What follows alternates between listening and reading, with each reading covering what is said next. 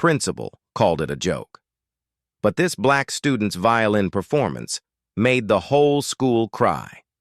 They laughed when a black boy was forced to perform at school on a violin he didn't even know how to hold. They thought it would humiliate him. What they didn't expect was that inside that old violin case, he would discover something greater than talent. He would awaken a legacy. And when he stepped on that stage, silence would fall. Not out of fear, but respect. Dear viewer, don't miss this powerful story about hidden talent and justice. And if this is your first time watching one of my videos, I humbly ask you to comment where you're watching from. Subscribe to the channel and hit the bell icon so you never miss a new story published daily. Thank you. And now let's dive into the full story. The school auditorium at Fairmount High in Charleston, South Carolina, buzzed with the monotone echoes of morning announcements, teachers' instructions, and the occasional rustle of restless students shifting in their chairs. Principal Deborah Shaw stood on the stage crisp in her navy pants suit, her expression tightly composed beneath a veneer of professional politeness. She scanned the crowd with calculating eyes, always on the lookout for a moment to assert her control. Her gaze landed on a boy standing in the far corner, hands in his pockets back against the wall, his broad shoulders slumped slightly. Malik Johnson, 17, quiet, reserved. Black Malik Johnson. Her voice rang sharply through the auditorium. It sliced through the air like a whip. Heads turned, whispers followed. "Why aren't you seated with your class?" Malik hesitated, clearly uncomfortable as dozens of eyes zeroed in on him. He shifted his weight and replied with a voice more steady than he felt. "My back's been hurting, the seats aggravated it." Principal Shaw smiled thinly, the kind of smile that didn't quite reach her eyes. "Back pain," she repeated with exaggerated disbelief. "I suppose the rules don't apply to back pain. No, ma'am, But she had already moved on, stepping down from the stage with deliberate echoing heels. As she neared Malik, she spotted something next to his feet. A violin case worn at the edges, the kind most students carried between music class and after-school practice. "And what is this?" she asked, her voice syrupy sweet, but everyone could sense the trap in it. "It's my cousin's," Malik explained. "I'm just holding it for her until orchestra practice." "A musical man, are you?" she said, voice tightening. "Well then, perhaps you'd like to showcase your talent at next week's spring assembly." Malik blinked, confused. "Ma'am, I don't—" She didn't let him finish. "You'll perform a solo on this violin right here in front of the entire school." She turned to face the auditorium. "Let this serve as a reminder. Fairmount holds its students to the same standards, no exceptions."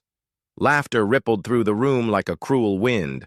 "I don't even know how to play," Malik said quietly. "Then I suggest," Principal Shaw replied, her voice now sharp and final, "you learn quickly." It wasn't a suggestion. It was a sentence. The moment the bell rang and students began to file out, Malik remained frozen. His chest tightened. His ears burned. He could feel the stares, the snickers, the sideways glances. The violin case felt heavier in his hands now, like it carried not just wood and string, but shame. Outside the auditorium, his cousin Aaliyah Brooks ran up to him. "What the hell just happened?" "She's making me perform as a punishment." Aaliyah's eyes widened in outrage. "You're not even in music class. You've never touched a violin before." Apparently that's the point. Malik didn't want to talk about it. The injury that had kept him from sitting comfortably for weeks, something no one had cared to ask about, had just been twisted into an opportunity for public spectacle. He walked home in silence, violin case in one hand, shame in the other. That evening, as his mother Monica Johnson applied balm to the inflamed bruise along his lower back, she said nothing at first, but her jaw was tight, her breath short, her fury visible even in the quiet of their modest living room. "She made you what?" she finally asked. "She said it would teach me respect." His mother looked at him long and hard, then stood and retrieved a dusty old photo album from the hallway closet. She flipped through the pages until she found it. A photo of Malik's father standing tall in a pressed white shirt, holding a violin. "You never told me Dad played," Malik said, stunned. "He did. He played beautifully," she said, her voice catching, "until the factory job broke his fingers and his spirit." Malik stared at the photo, something stirring inside him. Why'd he never teach me? He wanted to, but he was gone before he could. The silence between them was thick. Malik looked down at the violin case and then back at the photo. Something about the way his father, Terrence Johnson, cradled the instrument, gentle, reverent, felt important. He opened the case slowly. The violin inside looked like any other wooden, unassuming, but holding it in his hands felt like touching a part of a history he never knew was his. "I don't know how to play. He said no one does until they try," his mother replied almost in a whisper but full of meaning.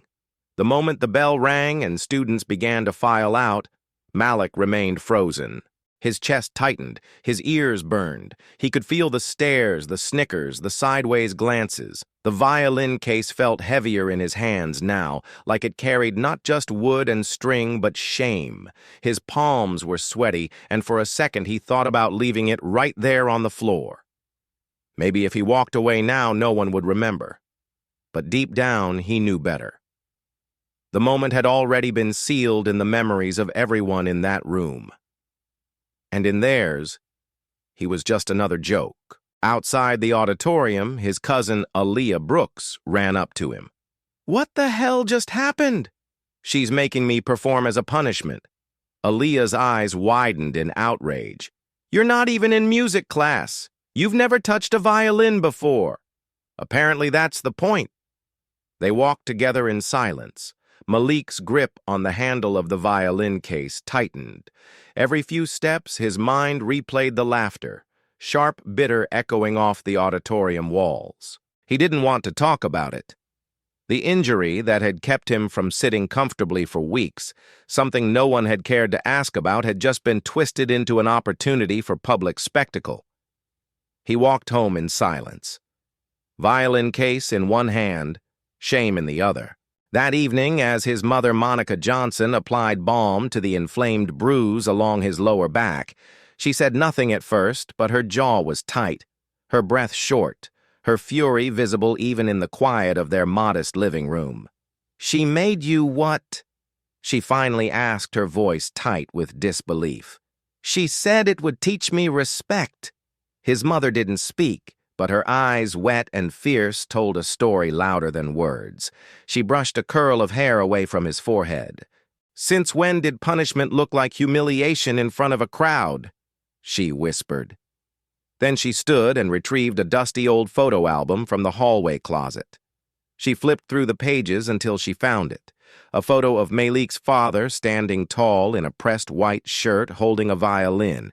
"You never told me Dad played," Malik said, stunned. "He did. He played beautifully," she said, her voice catching, "until the factory job broke his fingers and his spirit." She passed him the photograph gently, as if it were glass. "He used to play for me on the porch every Sunday afternoon. Your laugh was barely a year old, and somehow you always calmed down when he started to play." Malik stared at the photo, something stirring inside him. Why'd he never teach me? He wanted to, but he was gone before he could. The silence between them was thick. Malik looked down at the violin case and then back at the photo. Something about the way his father, Terrence Johnson, cradled the instrument, gentle, reverent, felt important. He opened the case slowly. The violin inside looked like any other wooden unassuming, but holding it in his hands felt like touching a part of a history he never knew was his. "I don't know how to play." He said no one does until they try. His mother replied almost in a whisper, but full of meaning. The next day, Malik didn't speak to anyone at school. He sat through his classes, distracted fingers tapping invisible strings against his desk. During lunch, he found an empty classroom, opened the case, and simply held the violin. The bow felt awkward. His posture was wrong. Every sound he made was shrill and off-key, but he didn't stop. He refused to stop. That afternoon, he returned to the same room again the next day and the day after. His fingers were raw, the strings biting into his skin like silent reminders of how far he had to go. But every scratchy note felt like a step forward, a defiant step. On the fifth day, Aaliyah found him in that room, hunched over the violin. "You're really going to do it?" she asked. "I don't have a choice. You do, you could refuse." He looked at her. The soft brown of his eyes hardened into resolve. That's what she expects. But I want to do more than just prove her wrong. I want to prove me right. Aaliyah paused, then nodded slowly. "Then I'll help you." Malik smiled for the first time all week. In that moment, a punishment had begun to transform into purpose. And while Principal Deborah Shaw had intended to make an example of him, she had no idea what kind of example he was about to become. What began as public humiliation was about to become something far more powerful, something unforgettable. Because sometimes the most beautiful music begins with a broken note. The first time Malik Johnson played a full scale without flinching at the sound, it was just past midnight on a Thursday. He sat cross-legged on the worn rug in his bedroom, the violin balanced awkwardly on his shoulder. His mother had gone to bed hours earlier after another 12-hour shift at the hospital. Outside Charleston's humid summer night was thick with the hum of cicadas. But inside his small room, only the uncertain strain of music broke the silence. Each note wobbled imperfect, hesitant, but something was taking shape, something real. That same night, unable to sleep, Malik pulled the photo of his father from the kitchen shelf and stared at it under the yellow desk light. His father had been younger than Malik was now when that picture was taken. His grip on the violin, loose and natural, a man at ease with something that clearly meant the world to him. His mother's voice from earlier still echoed in his mind. "He wanted to teach you, but the world wouldn't let him."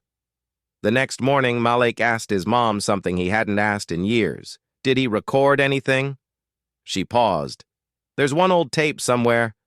It took an hour to find the old cassette box tucked away in the garage among dusty tax files and baby clothes. Malik slid the tape into the player with shaking hands. As the wheels spun and static hissed, a melody floated out, gentle, warm, deliberate. Malik didn't recognize the piece, but it stopped him cold. It wasn't just beautiful. It was personal, as if the music was speaking directly to him across time, as if his father were right there in the room with him, guiding his fingers, correcting his bow hold, urging him not to give up. He closed his eyes and let the notes fill him. And in that moment, everything changed. This wasn't about Principal Shaw anymore. This was legacy. That weekend, Aaliyah returned with sheet music printed from the school's orchestra files, a metronome app on her phone, and a clipboard full of handwritten practice exercises. She plopped everything down in front of Malik at their kitchen table and crossed her arms. "If you're going to do this, you need to do it right," she said, not as a suggestion, but as a vow. Despite her age, she'd been trained classically since she was 7. Her fingers moved across the sheet music with a confidence that inspired Malik. He watched her, stunned by how easily she translated sound into structure. They started small scales, string crossings, simple rhythms, but Malik's ability to retain pitch startled her. "You're playing by ear," Aaliyah said after he reproduced a melody she had only hummed once. Malik looked up, brow furrowed. "You think so?" "I know," she replied without hesitation. "It's like the music's already inside you. You're just learning how to bring it out." Malik lowered his bow slowly, staring at his hands. The idea that something beautiful could live inside him, even if buried, made his throat tighten. "You really think I can pull this off?" "I don't think," Aaliyah said softly but firmly. "I believe." But not everyone was impressed. Word had spread around the school, thanks no doubt to Principal Deborah Shaw's deliberate announcement over the intercom. Special solo performance by Malik Johnson. She had said with a smile too wide, inspired by his recent behavioral correction, translation, "Come watch this kid fail," By Monday, whispers followed him in the hallways. Bet he can't even tune the thing. Must be punishment violin now. Some students laughed, some looked confused. A few showed sympathy, but none of it mattered to Malik. What mattered was that, after years of feeling unseen, he now had something that made him feel alive. During lunch that week, Malik started using an empty storage room near the janitor's office for practice. It was dark, dusty, and smelled faintly of bleach. But it was private, and in that quiet space, the notes grew clearer. His form more natural, but he needed more. That Thursday, he finally worked up the courage to approach someone he'd avoided until now. Mr. Raymond Ellis, the orchestra director, was a tall, quiet man, known for his high standards and low tolerance for mediocrity. His classroom was a sanctuary of discipline and sound, where sheet music was scripture and tempo sacred. Malik stepped in timidly after school violin case in hand. "I'm not part of your class," he began, voice trembling but clear. "But I need help." Mr. Ellis looked up from his desk, surprised. "Malik, right?" "Yes, sir, I heard you're performing at the spring assembly." Malik nodded, embarrassment rising in his chest like heat. Mr. Ellis sighed, then leaned back in his chair. "I don't condone what Principal Shaw did," he said flatly, "but you stepping up now, that takes something." Malik opened the case slowly, reverently. "I want to learn. I've got a week." Mr. Ellis's brow rose slightly. "1 week. I've been practicing." The teacher gestured to the music stand. "Let's see what you've got." Malik positioned the violin under his chin, hands trembling slightly, and began to play the opening of Meditation. From Thias, a piece Aaliyah had introduced him to because of its emotional range and graceful phrasing. The first few notes cracked. One bow stroke missed its mark. But as he moved through the opening bars, something happened. His sound, though unpolished, carried a rawness, a quiet depth that wasn't taught but felt. When he stopped, Mr. Ellis was silent for a long moment. Then he said, "Your technique needs work. Your bowing is inconsistent." "But," Malik asked, holding his breath, "you have soul." Mr. Ellis said, "Most students don't get that until their 3rd year. If you want, I'll work with you. Every day, we'll make something real out of this." Malik exhaled, a knot in his chest beginning to loosen. From that point on, every evening was a lesson. Mr. Ellis adjusted. Malik's grip corrected his wrist, drilled him on phrasing. Aaliyah continued helping at home, while Monica Johnson, his mother, stayed up late listening from the hallway as her son played until his fingers ached. "Your father would be proud," she whispered once through the door. From that point on, every evening was a lesson. Mr. Ellis adjusted. Malik's grip corrected his wrist, drilled him on phrasing. But more than anything, he taught Malik how to listen to the notes, to the silences between them, and to his own breath as it lined up with every stroke of the bow. "Don't chase the music," Mr. Ellis would say as Malik struggled through a difficult passage. "Let it find you." Malik didn't always understand what that meant, until one night, after 3 failed runs, he exhaled, relaxed his hands, and let the melody flow. And suddenly it was there. Not perfect, but honest. He looked up, and Mr. Ellis simply nodded. "You felt it, didn't you?" Malik blinked. "Yeah, I think I did." At home, Aaliyah became both cheerleader and drill sergeant. Again, she'd say metronome in hand, "But we already did that scale." Again, Malik groaned, but deep down he appreciated it. She didn't treat him like a charity case. She treated him like a musician in training. Meanwhile, his mother, Monica Johnson, moved quietly through the house during his practice sessions, always listening. One night, as he rested his aching fingers, she brought him tea and sat beside him. "You know," she said softly, "your father used to hum that piece Meditation. He said it sounded like someone learning to speak with their soul." Malik stared at the violin resting on the table. "I'm trying to figure out what mine wants to say." She touched his hand. "You're already saying it, baby, and I'm listening." Those nights became sacred. The sound of Malik's playing floated down their hallway like incense, fragile but full of intent. The boy who once shrank under fluorescent lights now stood taller, more centered, each note carving space for who he was becoming. Every wrong note was less a failure and more a step forward toward something larger than music. The night of the spring assembly arrived cloaked in heavy Charleston heat, the kind that clings to your skin like anticipation. Inside the Jefferson High School auditorium, the air buzzed with something else, rumor, expectation, and a very specific kind of curiosity. The audience filled quickly, students' parents, teachers, and notably the district superintendent, and two members of the school board, Principal Deborah Shaw, had invited them personally. She was smiling more than usual that evening, relishing the final act of what she had quietly described as a restorative disciplinary showcase. She expected failure, and failure to her would serve a purpose. Backstage, Malik sat alone in the green room, violin resting in his lap, hands trembling. His suit, borrowed from his late uncle and just a bit too large, itched at the collar. The lights outside the curtain were dimming. The show had begun.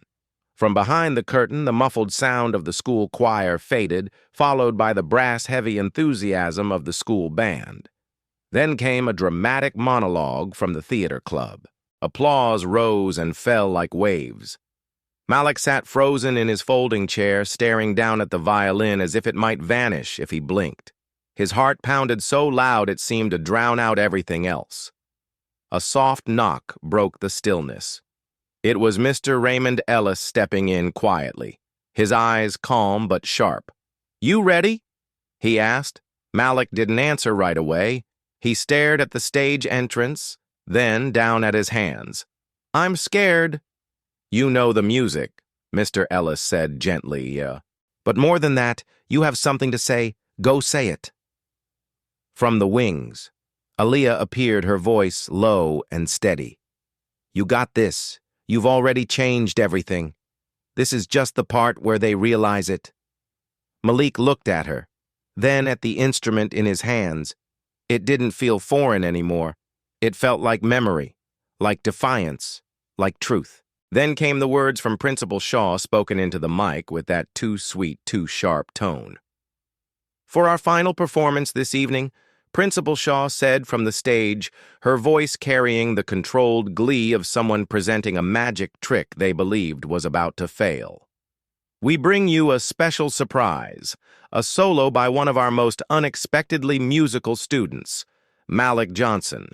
A polite smattering of applause followed, laced with confusion. Backstage, Malik's knees nearly buckled. For a brief second, his hand slipped from the violin neck and he gasped, clutching it tight. Mr. Ellis stepped closer. "You were born for this," he whispered. "They just didn't see it yet." Malik swallowed hard, squared his shoulders, and took a breath that felt like it pulled from every broken moment leading up to this one. He stepped into the spotlight. For a moment, the crowd murmured. Phones came out. Some students leaned forward, smirking. But as Malik raised the violin to his shoulder and drew the bow across the strings, all of that melted into a single breath of silence. The first notes of meditation from Thias floated into the room. There was a hesitation in the beginning. Fingers too tight, a slight screech on the bow. But then it settled, and when it did, the room changed. Malik's sound, raw and imperfect, was undeniably alive. He poured everything into it. The humiliation of being mocked, the sting of being underestimated, the memory of his father's face, the quiet encouragement of his mother's hands. With each passing note, his body leaned into the music, his eyes closed. His heart opened. The audience forgot this was supposed to be a joke. Forgotten was the label of detention substitute or troubled kid.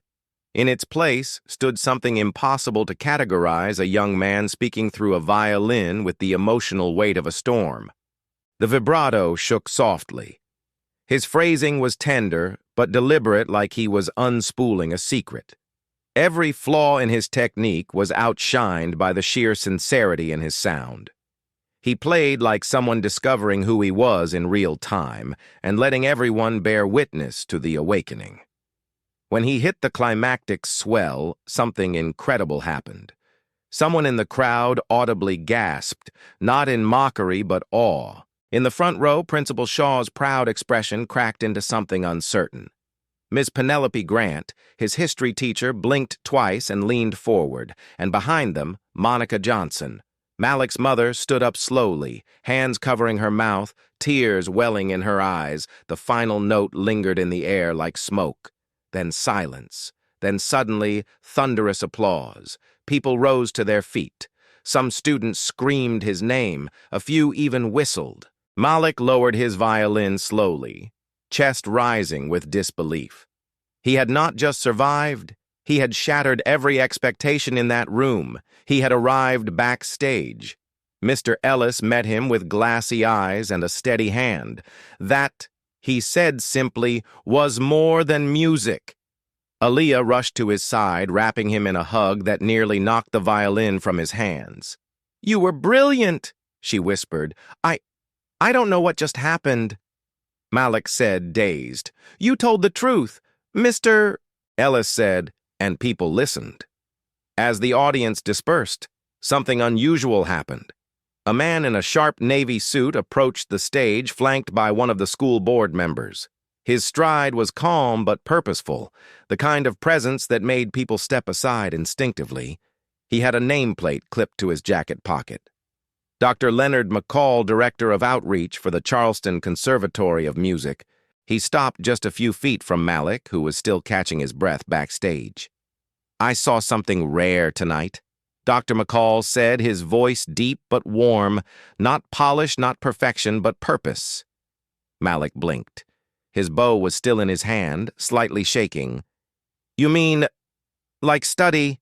"I mean," Dr. McCall continued, "scholarships, mentorship, a pathway if you're willing to work."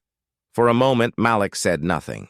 The hallway lights buzzed overhead, and the distant echo of a vacuum cleaner whirred somewhere far down the corridor. He looked to Mr. Ellis, who nodded almost imperceptibly. Malik's throat tightened. "Yes, sir. I'm willing." At the edge of the room, Principal Deborah Shaw watched the interaction unfold, her face drained of color. The corners of her mouth twitched in what might have been forced composure, but even she couldn't disguise the realization dawning across her features. Her plan to shame Malik had just turned into the most triumphant moment of his life, and everyone saw it. Even the superintendent, who had stood silently near the wings, crossed his arms and nodded, once, clearly moved. The spotlight that had been intended to expose Malik's flaws had instead revealed his fire. And still, the ripples kept spreading. The next day, a video of Malik's performance uploaded anonymously went viral within the school, then the city. Within 3 days, local news had picked up the story, student turns punishment into performance of a lifetime. Comments poured in, "Where can I donate to his future? I showed this to my son and now he wants to try violin. This brought me to tears." Strangers sent messages of support. Former students of Jefferson High shared their own stories of being silenced or discouraged, and now inspired teachers from other districts reached out to offer help. Musicians offered free lessons. Malik's inbox became a symphony of hope. Every new message was another measure in a song he hadn't realized he was writing, and with it, the truth became undeniable. This wasn't a moment. This was a movement. That night, as Malik lay in bed staring at the ceiling, his phone buzzing softly with incoming messages, he whispered to himself, "They tried to bury me, but I was a seed." The day after the performance, Jefferson High felt different. The halls, usually filled with indifferent chatter and the static noise of routine, now hummed with something sharper. Conversation stopped when Malik walked past, not in mockery this time, but in stunned silence or hushed admiration. Some students clapped him on the back. Others offered small smiles. A few simply nodded, unsure of what to say, but sensing something significant had happened. Malik didn't know how to feel about the attention. He'd never asked for a spotlight. All he wanted was to be seen as more than a problem. But now he was more than a name on a disciplinary sheet. He was a symbol, and that was heavier than applause. By third period, his name had made the local news. That afternoon, Principal Deborah Shaw called an emergency faculty meeting. She entered the teacher's lounge with her usual poise, but something about her felt off, less polished, more careful. "We've received inquiries," she began, from several media outlets regarding the spring assembly and Mr. Johnson's performance. "Let's remember to direct all comments through the district's PR department. We don't want misinformation to spiral out of control." Several teachers exchanged looks, Mr. Raymond Ellis raised a hand. "Shouldn't we be asking a more important question, like why this performance had to come from punishment in the first place?" A few teachers nodded cautiously. At first, one brave science teacher, Ms. Carmen Velasquez, added, "Or why no one ever asked what Malik was going through, until now." Principal Shaw didn't respond immediately. When she did, her voice was tight. "This isn't the time for criticism. The assembly was a structured opportunity for creative growth." "You mean public humiliation?" someone muttered from the back, but the tides were already shifting. That evening, the video of Malik's performance hit 1-2 million views. People weren't just watching, they were talking. Comment threads lit up with stories from other students in other schools who had felt silenced, underestimated, or cast aside. Malik's story struck a nerve, not just because of the music, but because it revealed what so many had experienced, the subtle cruelty of low expectations. And the reckoning began. At the next school board meeting, the usual echoing chamber of formality was disrupted by something new.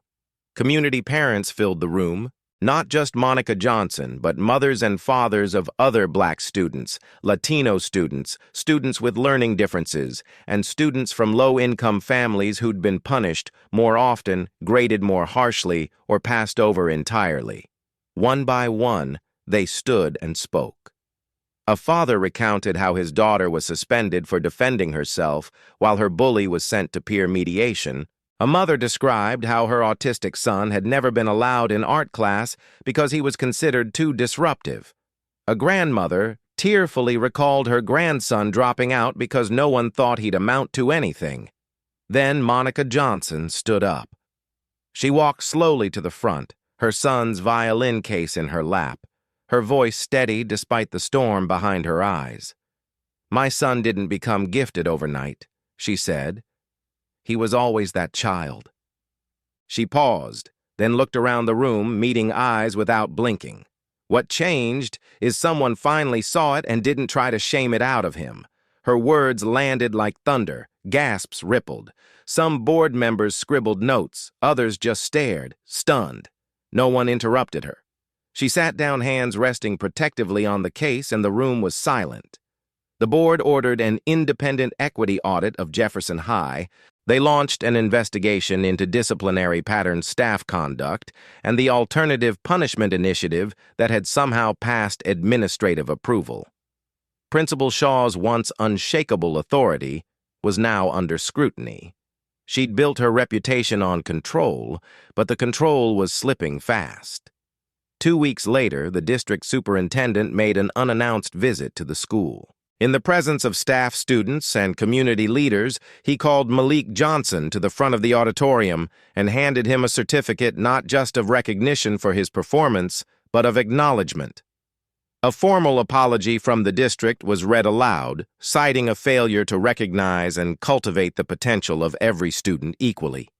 And when Malik stepped up to the mic, he didn't speak right away. He stared at the sea of faces, the ones who had judged, ignored, laughed, and took a deep breath.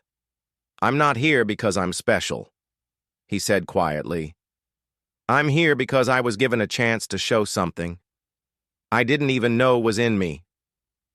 Everyone in this school deserves that chance, not just when it's convenient, not just when it's safe, but always." The room stood still, and then it erupted. Later that week, Malik was invited to speak on a local radio show about his journey. When asked what he hoped people would take away, he paused before answering. "I hope we stop seeing discipline as a way to make kids smaller. I hope we stop thinking silence means there's nothing to say, and I hope educators start asking themselves what they're missing by assuming too much and listening too little. His words weren't angry, they were honest, and honesty resonates. The radio host sat silent for a few moments, after that visibly moved. "You've done more than just perform, Malik," she said.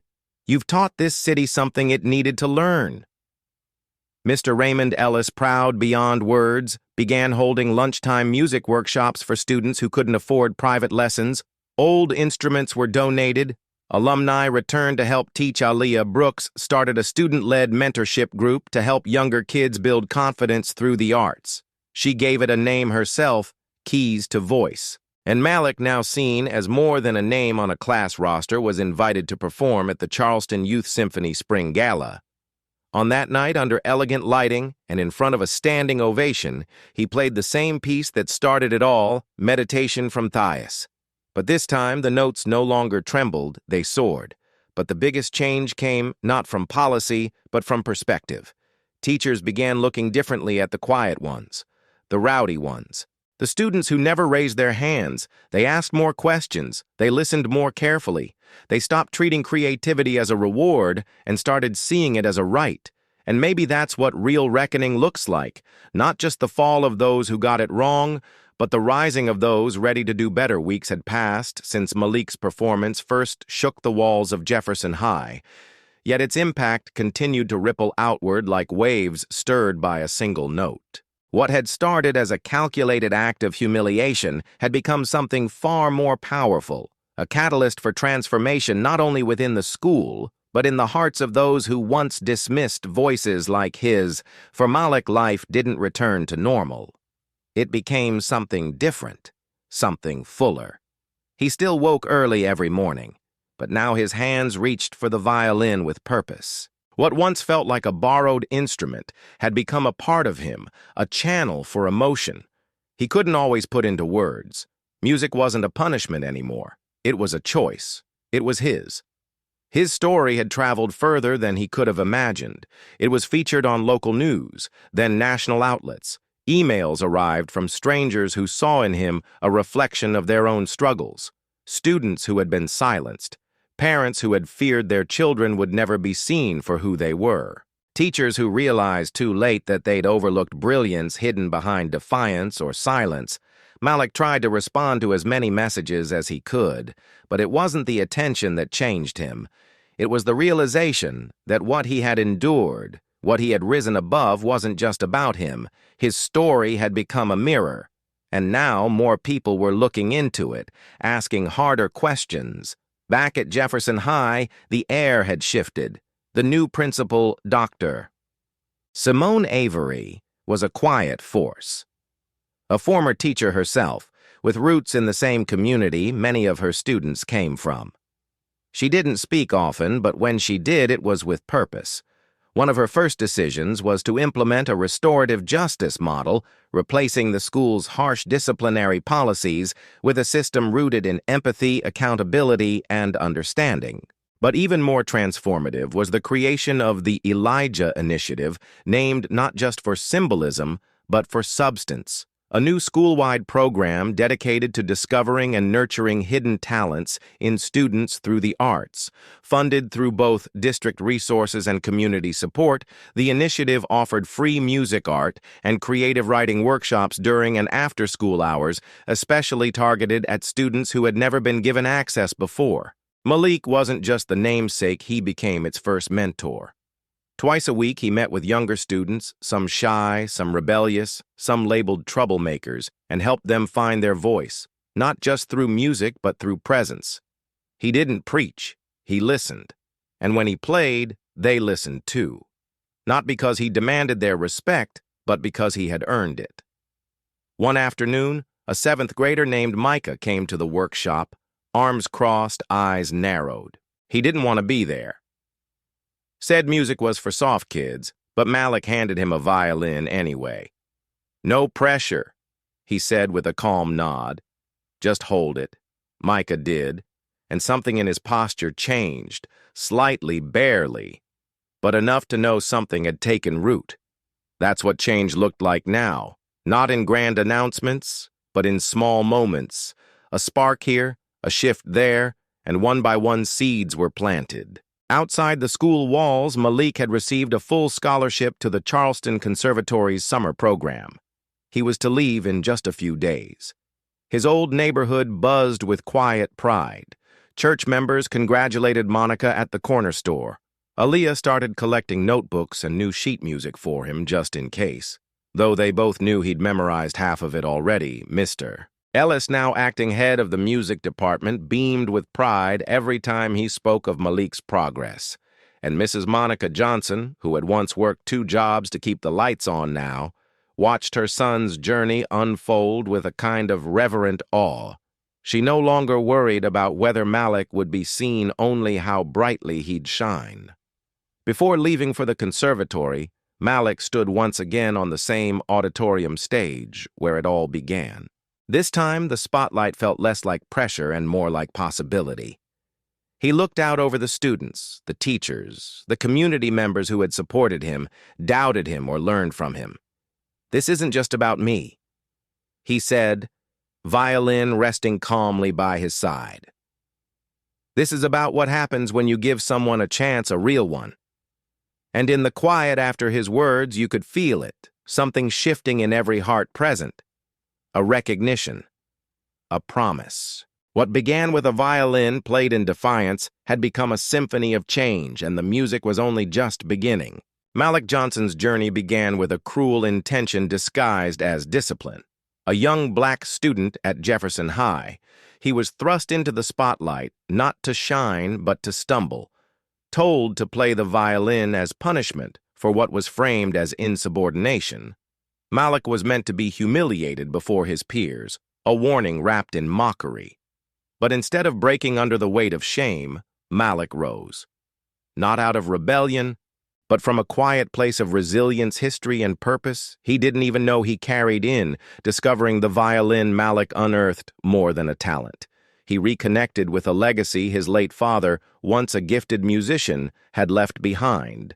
Not just an instrument, but an inheritance of strength and artistry. With the help of allies like Mr. Raymond Ellis and his cousin Aaliyah Brooks, Malik transformed a weapon of ridicule into a voice of defiance, grace, and truth. What followed was more than redemption. It was revelation. Malik's performance didn't just shock his school. It rewrote the script. It exposed injustice. It challenged bias. It reminded everyone that genius doesn't always wear a uniform or speak in rehearsed tones. Sometimes it speaks in scars and string vibrations. But most importantly, Malik's story sparked change. From the introduction of the Elijah Initiative to the reshaping of school policies and teacher attitudes, his experience became the seed of something far greater. What started as a singular act of courage blossomed into a movement. A space for other unheard voices to be nurtured, not silenced. So what's the lesson here? It's this: never underestimate the power of a single spark. One voice, one act, one truth spoken in courage can change an entire system. Malik teaches us that even when the world tries to define you by your silence, your rebellion, or your color, your worth is not up for negotiation. When given or when claiming a space to be seen, heard, and respected, something extraordinary can emerge. And for each of us, that means something powerful. Whether you're a student, a parent, a teacher, or simply someone who's ever been overlooked, this story is a reminder. The thing meant to break, you might just be the thing that reveals your purpose. If Malik's journey moved you, inspired you, or gave you something to think about, don't let it end here. Help us continue to shine a light on stories that matter, voices that need to be heard, and change that needs to happen. Like this video, leave a comment about someone who once saw something in you or someone you helped believe in themselves. Subscribe to our channel so you never miss the next story. Because stories like Malik's aren't just entertainment. They're a call to action. And together we can make sure no student is ever told their voice doesn't matter again.